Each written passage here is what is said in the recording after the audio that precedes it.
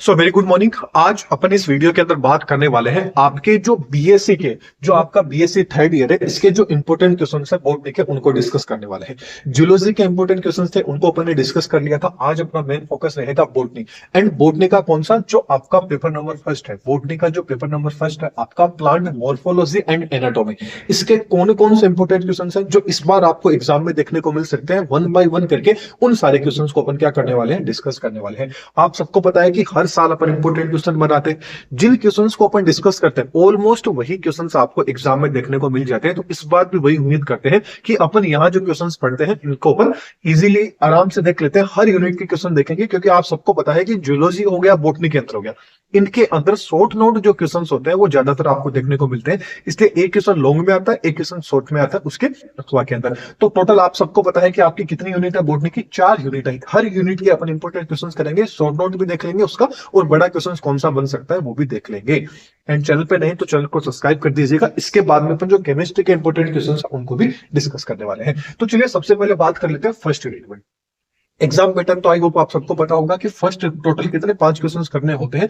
First number का question तो क्या होता है, कंपलसरी का होता है, जिसमें एक एक नंबर वाले क्वेश्चंस आते हैं। उनको डिस्कस नहीं करेंगे, अपन बड़े वाले क्वेश्चंस को बात करेंगे। जो आपका second, third and fourth and जो फिफ्थ वाला क्वेश्चन आता है उनको डिस्कस करेंगे कि बड़े वाले क्वेश्चन कौन से आते हैं। हर बार की तरह वही कि आपको कंप्लीट 100% इन पे डिपेंड नहीं रहना है। अपन सिर्फ एग्जाम के अकॉर्डिंग देख रहे हैं ताकि आपको क्या हो, इजीली इतना जरूर है कि इनको पढ़ के पास है वो आप होने के चांसेस वो आपके ऑलमोस्ट 90 से 99% तक पास आप जरूर हो जाओगे। लेकिन कंप्लेंट इन्हीं पे आपको डिपेंड नहीं रहना है, हर बार की तरह वही चीज बोल।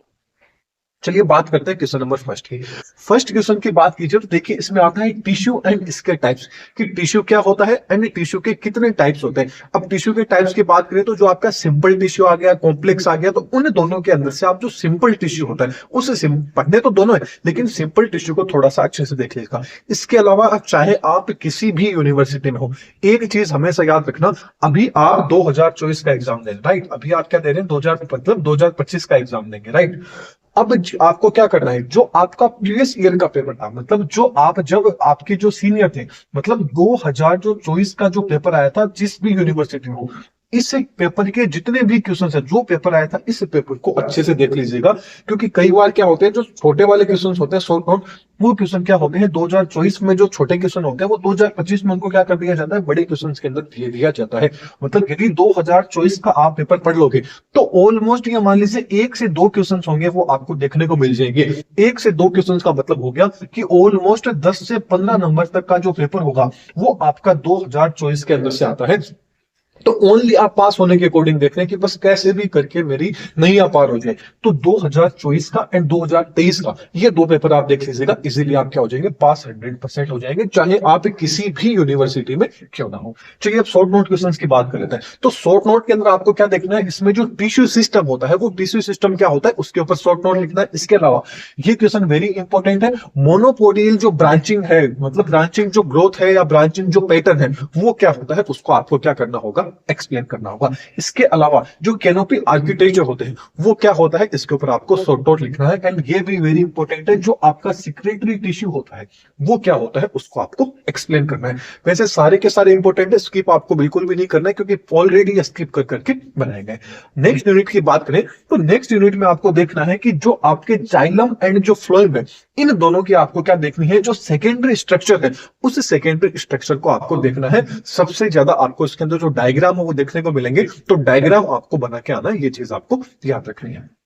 इसके अलावा इसमें शॉर्ट नोट की बात करें तो शॉर्ट नोट के अंदर जो सेप वुड होती है एंड जो हार्ट वुड होती है वो दोनों के दोनों क्या होती है, उनके ऊपर आपको एक शॉर्ट नोट तैयार करना होगा। इसके अलावा ये क्वेश्चन वेरी इंपॉर्टेंट है, जो आपका कैम्बियम होता है, इस कैम्बियम क्या होता है, इसके फंक्शन क्या होता है, ये आपको क्या करना है, डिटेल के अंदर क्या करना होगा, एक्सप्लेन करना होगा।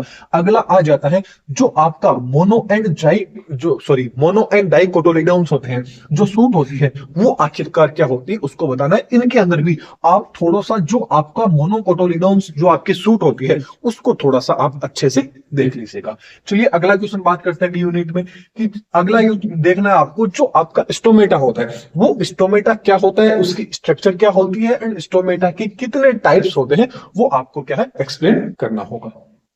आगे बात करें इनमें शॉर्ट नोट की, तो शॉर्ट नोट में जो संसेक्शन क्या होता है, ऑब्सेशन क्या होता है, इन दोनों के ऊपर क्या है आपको एक शॉर्ट नोट तैयार करना होगा। जो लीव से रिलेटेड एक डिजीज होती है, अपन ऐसे बोल सकते हैं कि लीव से रिलेटेड क्वेश्चन आ जाता है।